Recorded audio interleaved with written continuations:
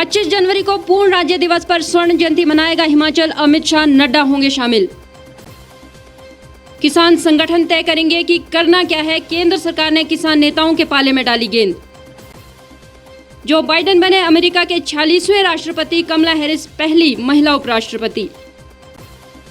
अंतिम चरण में 1137 पंचायतों में आज हुआ मतदान, जिप और पंचायत सदस्यों के परिणाम 22 जनवरी को। और सैफ अली खान की वेब सीरीज तांडव पर बड़ा विवाद।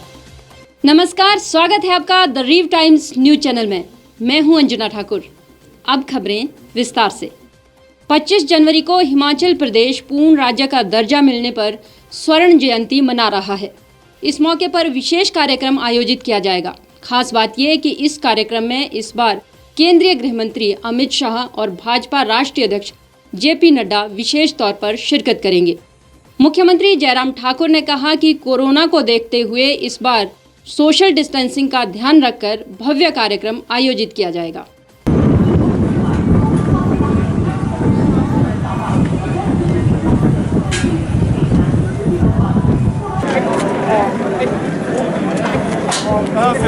रिज पर होने वाले समारोह के इंतजामों की समीक्षा के लिए मुख्यमंत्री ने रिज का दौरा किया। उन्होंने इस दौरान इस समारोह को उपयुक्त तरीके से मनाने के लिए अधिकारियों को पुख्ता इंतजाम सुनिश्चित करने के निर्देश देते हुए कहा कि ये कोशिश की जानी चाहिए कि आम लोगों और पर्यटकों को इससे किसी तरह की असुविधा न हो। इस मौके पर शहरी विकास मंत्री सुरेश भारद्वाज, महापौर सत्य कौंडल, उप महापौर शैलेंद्र चौहान, मुख्य सचिव अनिल खाची समेत तमाम प्रशासनिक और पुलिस अधिकारी मौजूद थे। उसका प्रारूप हमने मोटे तौर पर विचार किया है। हम रिज के मैदान में इस कार्यक्रम को करेंगे और कोशिश कर रहे हैं कि सोशल डिस्टेंसिंग के साथ साथ में, क्योंकि ओपन एरिया में ये कार्यक्रम होगा, उसमें नंबर को रिस्ट्रिक्शन करने के लिए बहुत ज़्यादा उस तरह की बात नहीं है, लेकिन इस कार्यक्रम को भव्यता के साथ हम करेंगे। और गृह मंत्री जी और हमारे हिमाचल से सांसद और पार्टी के हमारे राष्ट्रीय अध्यक्ष प्रकाश नड्डा जी इस कार्यक्रम में रहेंगे। तीनों कृषि कानूनों के मुद्दे पर केंद्र सरकार ने अब तक का सबसे बड़ा स्टैंड लिया है। इससे पहले हुई सभी बैठकों से 10वें दौर की ये मीटिंग बेहद अहम और बेहद अलग रही।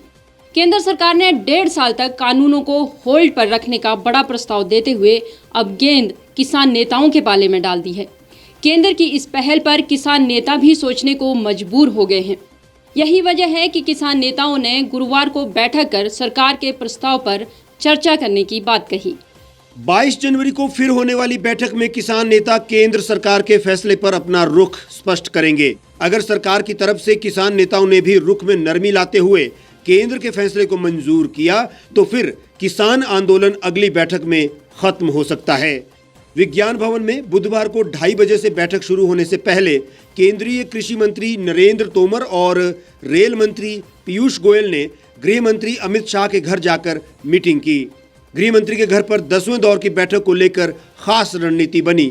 सूत्रों के मुताबिक इस दौरान सरकार की तरफ से अब तक का सबसे बड़ा स्टैंड लेने का निर्णय हुआ। मंत्रियों के बीच तय हुआ कि 26 जनवरी से पहले किसान आंदोलन को खत्म कराने का यही एकमात्र रास्ता है कि किसानों के सामने कानूनों को कम से कम 1 से 1.5 साल तक स्थगित करने का प्रस्ताव दिया जाए और इस बीच दोनों पक्षों की बातचीत चलती रहे। गृह मंत्री से चर्चा के बाद विज्ञान भवन पहुंचे कृषि मंत्री नरेंद्र तोमर और रेल मंत्री पीयूष गोयल ने यही प्रस्ताव किसान नेताओं के सामने भी रखा। अब गेंद किसानों के पाले में। कृषि मंत्री नरेंद्र तोमर ने बैठक में किसान नेताओं से कहा कि कृषि सुधार कानूनों को 1 से 1.5 वर्ष तक स्थगित किया जा सकता है। जो बाइडेन ने बुधवार शाम को अमेरिका के 46वें राष्ट्रपति और कमला हैरिस ने पहली महिला उपराष्ट्रपति के तौर पर शपथ ली। इस शपथ के साथ ही डोनाल्ड ट्रंप की विदाई हुई और बाइडेन का व्हाइट हाउस में प्रवेश हुआ।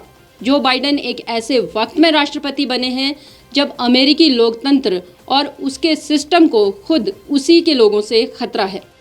इसी महीने हिंसा से जूझते हुए दुनिया के सबसे बड़े लोकतंत्र की कमान संभालते ही जो बाइडेन ने सबसे पहले लोकतंत्र की बात की। उन्होंने कहा, आज हम एक उम्मीदवार की जीत का जश्न नहीं मना रहे, बल्कि ये लोकतंत्र की जीत का जश्न है।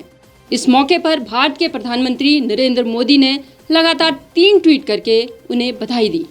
To the next President of the United States, Joseph R. Biden.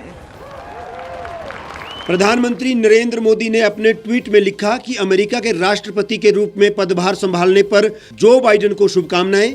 Bharat America संबंधों को मजबूत करने के लिए उनके साथ काम करने को उत्सुक हूं। अमेरिका के नए राष्ट्रपति के कार्यकाल के लिए प्रधानमंत्री मोदी ने शुभकामनाएं देते हुए कहा कि हम साझा चुनौतियों का सामना करने के लिए साथ खड़े हैं। भारत अमेरिका संबंधों को नई ऊंचाइयों पर ले जाने के लिए राष्ट्रपति जो बाइडेन के साथ काम करने के लिए प्रतिबद्ध हूं। Please raise your right hand and repeat after me. I, Joseph Robinette Biden Jr., do solemnly swear I, Joseph Robinette Biden Jr., do solemnly swear that I will faithfully execute the office of President of the United States office of President of the United States and will, to the best of my ability, preserve, protect, and defend the Constitution of the United States. So help you God. So help me God. Congratulations, Mr. President. शपथ ग्रहण समारोह के लिए कड़ी सुरक्षा व्यवस्था की गई। पूर्व राष्ट्रपति डोनाल्ड ट्रंप के समर्थकों को रोकने के लिए कैपिटल बिल्डिंग के आसपास हजारों सुरक्षा कर्मी तैनात किए गए थे। डेमोक्रेटिक नेता बाइडेन को प्रधान न्यायाधीश जॉन रॉबर्ट्स ने कैपिटल बिल्डिंग के वेस्ट फ्रंट में पद और गोपनीयता की शपथ दिलाई। इस बार समारोह में कम लोगों को आमंत्रित किया गया और नेशनल गार्ड के 25,000 से अधिक जवान सुरक्षा में तैनात रहे। डोनाल्ड ट्रंप बाइडेन के शपथ ग्रहण समारोह में शामिल नहीं हुए और अंतिम बार राष्ट्रपति के तौर पर व्हाइट हाउस से विदा लेते हुए विमान से फ्लोरिडा स्थित अपने स्थायी आवास के लिए रवाना हो गए। हालांकि निवर्तमान उपराष्ट्रपति माइक पेंस समारोह में शामिल रहे।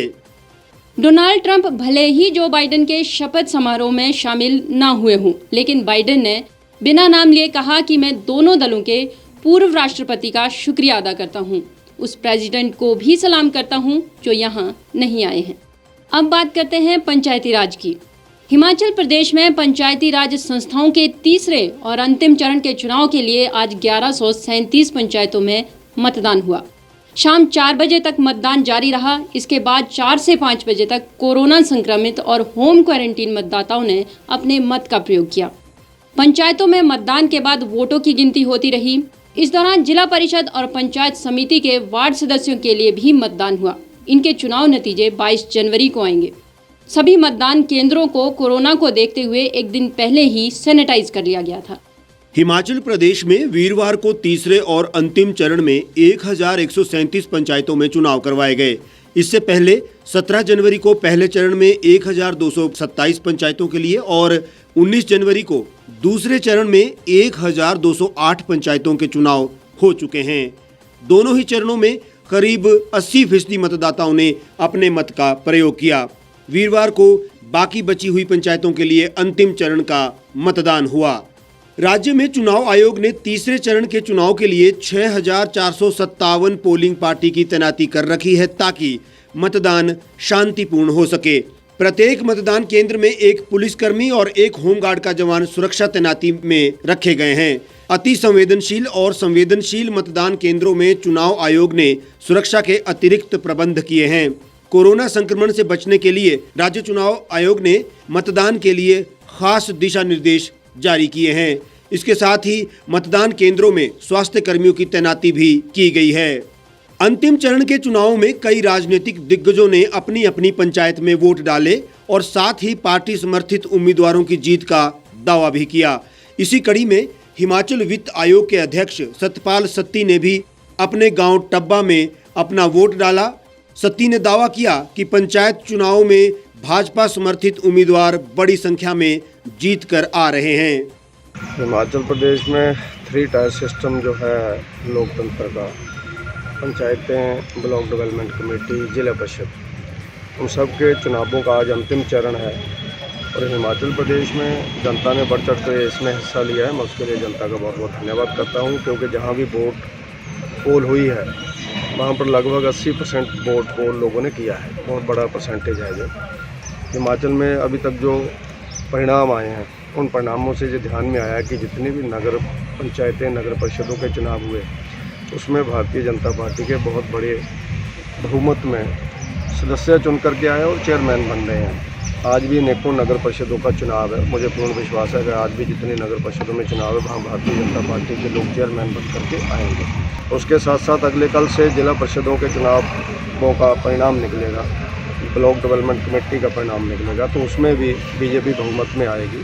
और हिमाचल प्रदेश के प्रधान उप प्रधान पार्टी लेवल पर चुनाव नहीं होता, लेकिन उसके बावजूद भी पार्टी के समर्थक लोग मैक्सिमम जीत करके आए हैं। और ये हिमाचल में भारतीय जनता पार्टी की सरकार के अच्छे काम के ऊपर एक मोहर है। फिल्म अभिनेता सैफ अली खान की वेब सीरीज तांडव पर विवाद लगातार बढ़ता जा रहा है। बीजेपी ने हिंदू धर्म के अपमान का मुद्दा उठाते हुए सरकार से इस वेब सीरीज को बैन करने की मांग की है। दरअसल सीरीज के पहले एपिसोड में दिखाया गया है कि एक्टर जिशान अयूब यूनिवर्सिटी के फंक्शन में भगवान शिव के वेश में दिखाई दे रहे हैं। तांडव के इस सीन को लेकर लोगों ने सोशल मीडिया के जरिए भी आपत्ति जताई है। मैं इलेक्शन लड़ूंगा सर, अपनी पार्टी बना के। अब होगा तांडव।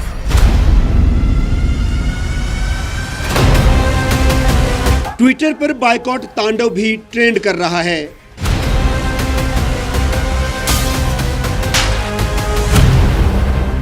वहीं हिमाचल में मुख्यमंत्री जयराम ठाकुर ने भी तांडव वेब सीरीज के खिलाफ सख्त कार्रवाई की मांग की है।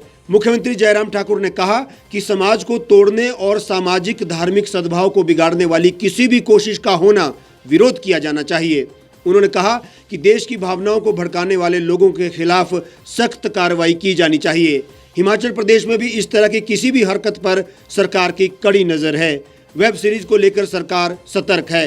इस प्रकार की चीज़ों के लिए कतई भी इजाज़त नहीं होनी चाहिए और ऐसे लोगों के खिलाफ, ऐसी चीज़ों को लिए जो आगे इस तरह की चीज़ें करने की कोशिशें कर रहे हैं और भावनाओं को भड़काने की दृष्टि से उनके खिलाफ कार्रवाई होनी चाहिए। और हम भी इस बात को लेकर के तैयार हैं कि कहीं भी इस प्रकार की बात आती है तो कार्रवाई करें। इस बुलेटिन में फिलहाल इतना ही। बाकी तमाम खबरों के लिए आप जुड़े रहिए और देखते रहिए द रीव टाइम्स।